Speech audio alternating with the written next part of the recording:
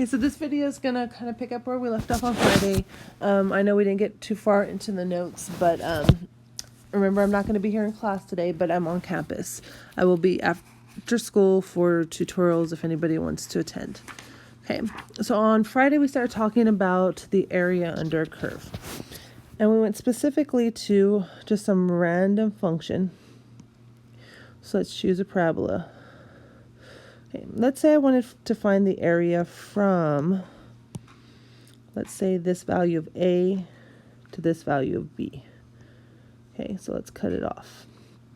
Well, there's no set area formula, so what I could do is partition this into smaller areas and use the basic shape of a rectangle to find the area under the curve. Now, some of them are going to be under approximations, some of them are going to be over in approximations, but this is the best thing I'm able to do with the knowledge that I have in place right now. So if we think of one rectangle and the idea of finding the area, we know the area of a rectangle, area is length times width. Okay, we know that. And if we think about the x values, let's say that's x1, x2. To get the width of my rectangle, I would take those x values and subtract them. So we'd wind up getting the width would be represented with a change of x, whatever the x's are. So if the first one is -1, the second one is, or the first one is -5, the second one is -1, we wind up getting a difference of 4 for that. And then our length is based on the y value or the height of that rectangle.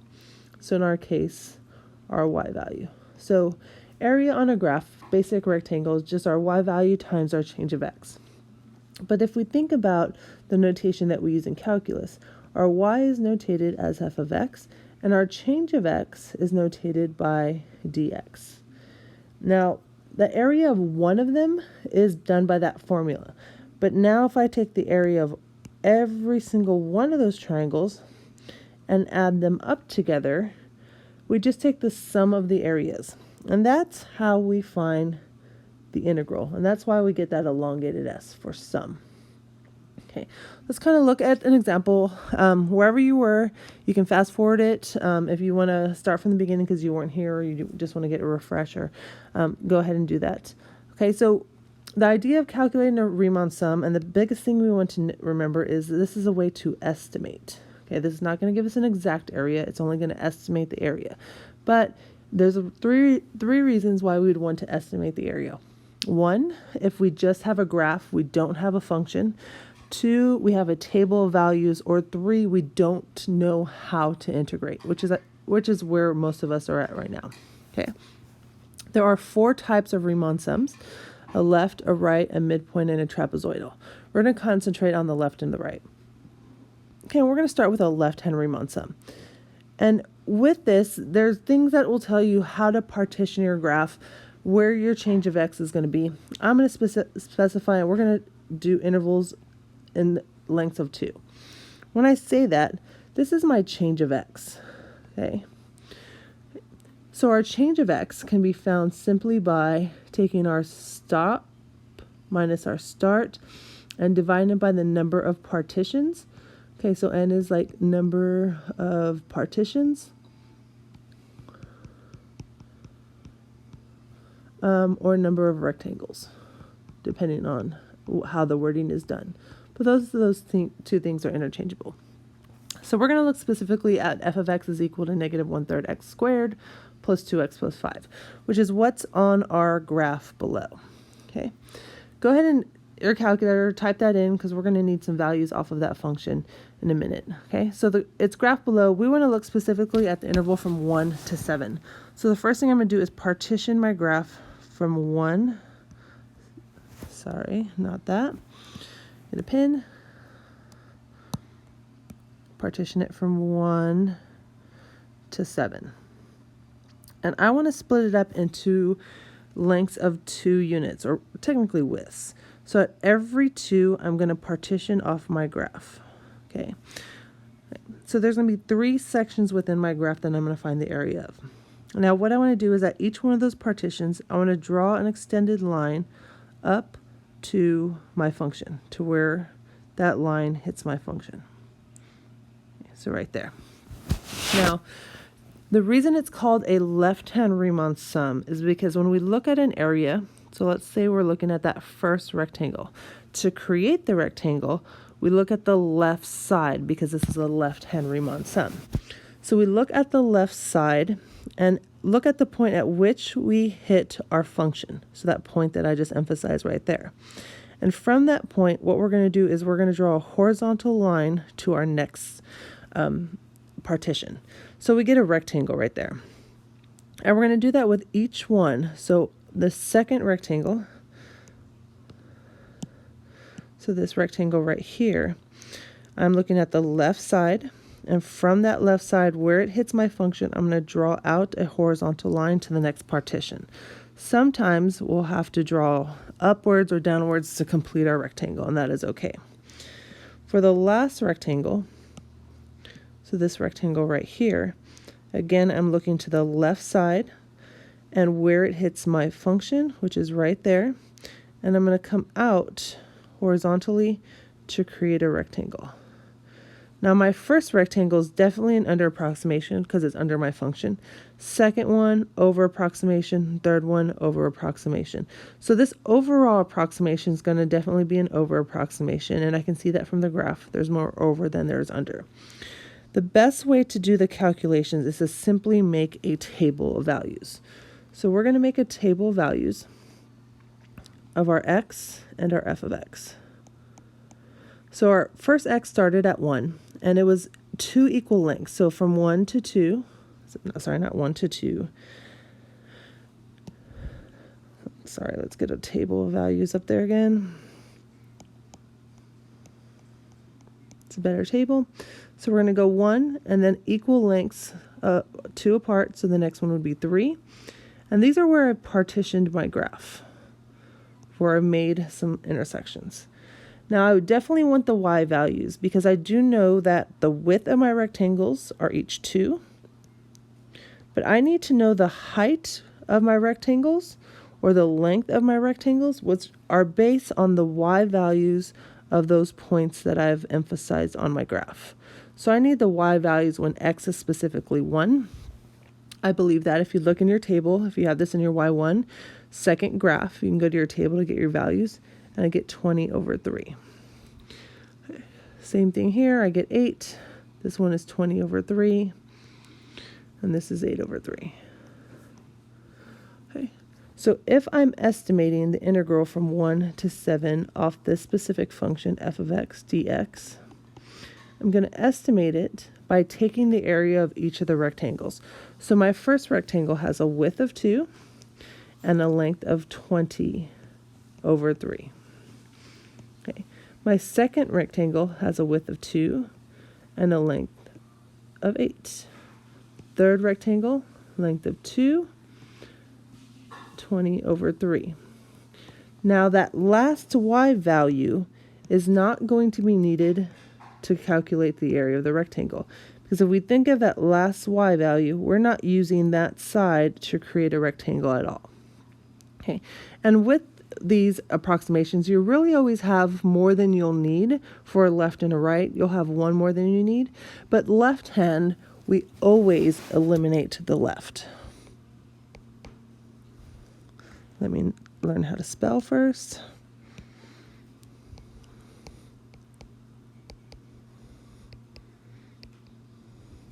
The last y value. And that's always true for a left-hand Riemann sum. Okay. And then, of course, we do a calculation, get an approximation. We can put this in our calculators, and we'd approximately get 128 over 3. Okay, which decimal-wise is 42.6667. Remember, we always want to go out 4 decimal places. Okay, so that's really how we find a left approximation or a left Riemann sum for area under the curve. Okay. Now, if we look at a right-hand Riemann sum, okay, we're going to look at a right hand. And instead of going lengths of 2, we're going to go lengths of 1 or widths of 1. I keep saying length, but length really is the width of our triangle or our rectangle right now.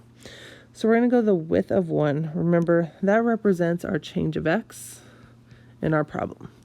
So again, the first thing I'm going to do is partition from 1 to 7. That's the region of the area that we're looking at. And I'm going to partition every one. So every one unit, I'm drawing a line up to my function.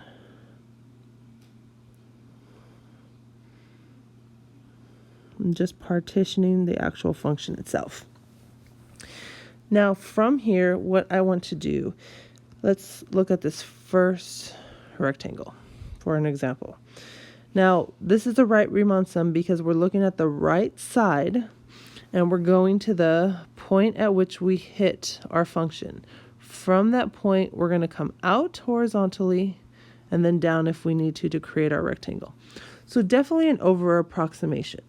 Whereas with our left Riemann sum, that region produced an under approximation. With a right, it produces an over. And they're always opposite like that because of the way the rectangles are drawn. So I'm going to do that for the rest of my points. Draw horizontal lines to create my rectangles. So I can already see this is going to be a better approximation than our first one because there's a lot less overage and a lot less under approximation based on the rectangles that we just drew. Again, what I want to do is get a table of values. And I want to start with my first x value. And we changed every one. So my next x value will be 2, 3, 4, 5, 6. Extend that out, 7. Again, I'm going to use the table feature in my calculator to get my y values. And those y values, we already knew this one was 20 over 3. This one was 8, 20 over 3, and 8 over 3 from our first example. Same function, same y values. This, I believe, was 23 over 3. Same thing for 4. This is a symmetric function. And I believe this was 5. Okay, so what we're going to do is, again, we're going to estimate from 1 to 7 of our function dx. Okay, now we're just going to start by looking at our first rectangle. Our first rectangle, we know all of the widths are 1. So my first rectangle is going to have a width of 1. But the y value is based on my y value at 2 at that point right there. So with this one, instead of eliminating the last, we actually wind up eliminating the first. The first height, this height right here, is not used to create a rectangle. So with a right-hand Riemann sum, we eliminate the first.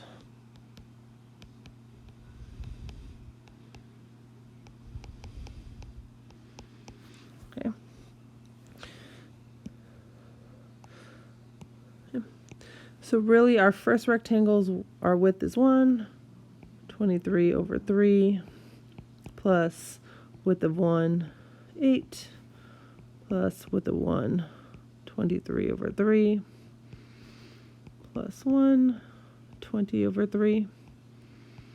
And I'm going to go down here, plus 1 times 5, plus 1 times 8 over 3.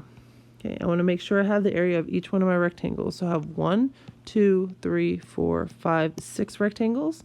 So I should have 6 areas. So 1, 2, 3, 4, 5, and 6.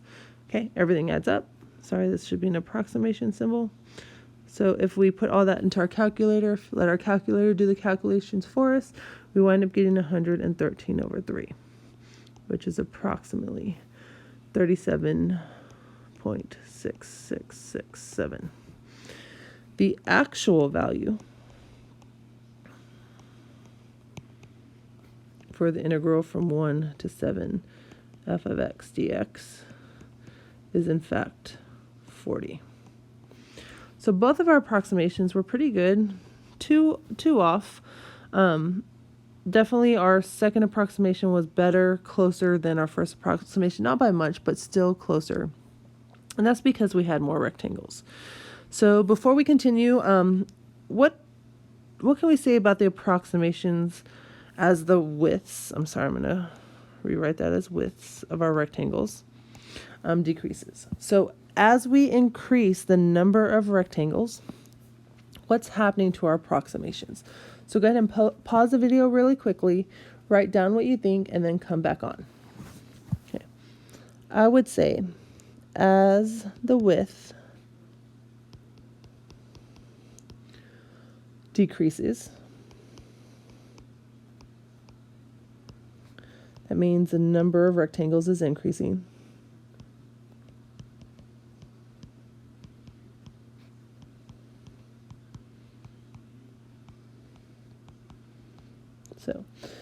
So as our widths decrease, as our number of rectangles increase, I would say the approximation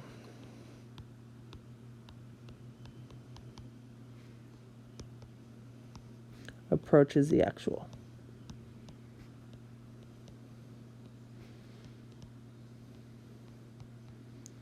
Yeah. And I would say the reason for this, the reason why this happened is because of the fact that the over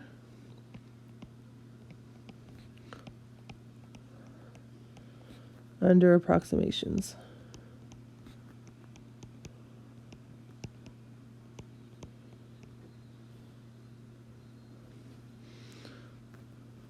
becomes smaller.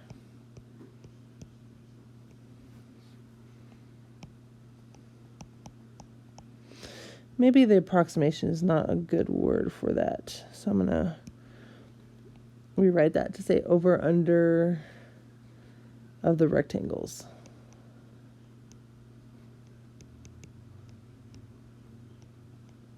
Becomes smaller. Okay, so the definition for both a Riemann sum and the definition for a definite integral I want to come back to on Tuesday while I'm there in class because I want to have a discussion about them. Okay, so let's look at two quick examples of how to do this off of a table. Because most of the time when we're doing a Riemann sum, it's based off of a table of values, like the example here. And the first thing I want to look at is, of course, where am I start and where am I going to stop on my table? So for this specific one, I'm going from 0, which is right here, to x is equal to 15. Remember, those are both x values. Second thing I want to look at is what type of Riemann sum am I dealing with? So I'm dealing with a left here. So with the left one, I eliminate my last y value. I'm not going to use my last y value. I'm going to use 4 subintervals. And if I think of my y values right here, I now have 1, 2, 3, 4. Okay, so we're always going to have one more than we need with a left and a right. I know that I need my y values, which I see clearly in my table, but I also need my change of x. If you're going to make a mistake in this process, this is where you're going to make your mistake, is by figuring out your change of x. Such an easy thing to do, but because it's so easy, we often make mistakes, so always double check. So if I think about my change of x between 0 and 4, 4 minus 0 is just 4. Between 4 and 7, 7 minus 4 is 3. 7 and 12, I get 5. And 12 and 15, I get 3. So after that, I'm not going to use any of my x's. All I'm going to use is my change of x. Remember, it's change of x times y. That's what we're doing here. So the integral from 0 to 15 of my f of x dx, my y times my change of x, is going to be approximately my first change of x times my first y value plus my second change of x, second y value, third change of x, third y value, and fourth change of x, fourth y value. And then if I calculate what that is, I can simply put that into my calculator. And when I do that, I get that my approximation is 23. And there we are. There's the area underneath that curve, the approximation for the area underneath that curve. Okay. On the second example, I want to change this left to be a right. Okay. Again, what I'm going to look at is the region I'm dealing with. So I'm looking at my region from there. I'm going from 4 to 20. I'm going to use 4 subintervals. So I need 4 y values. I definitely have one extra one, but because this is a right, I eliminate my first y value. We're not going to use that one.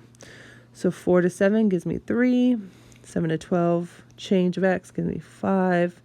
I get 3 there, and I get 5 there. So the approximation from 4 to 20, f of x dx, I'm looking at my first change of x times my first y value. If we think about it, when it comes to that change of x, these two x values right here, we're using the right one and its y value. Okay, so even in a table, our right Riemann sum is done that way. Okay, so our first change of x times our first y value, plus our second change of x, second y value, third change of x, third y value, and fourth change of x, fourth y value. Okay, and then again, I'm going to put that in my calculator to approximate it, and I get a total of negative 31. So that's kind of how we calculate or estimate the area under a curve, especially when we don't have a function to deal with like the last two examples. Okay, so I will go over the definition when I come back on Tuesday, and then we will definitely move on to the other two approximations.